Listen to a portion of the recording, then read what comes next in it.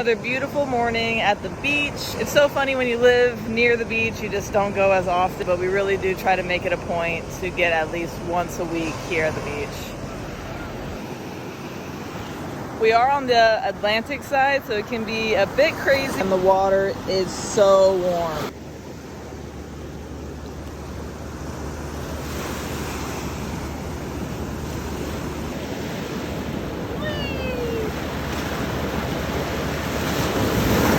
You good, buddy? Shell has no fear of the water. It's a beautiful day. And then there's this wall of darkness.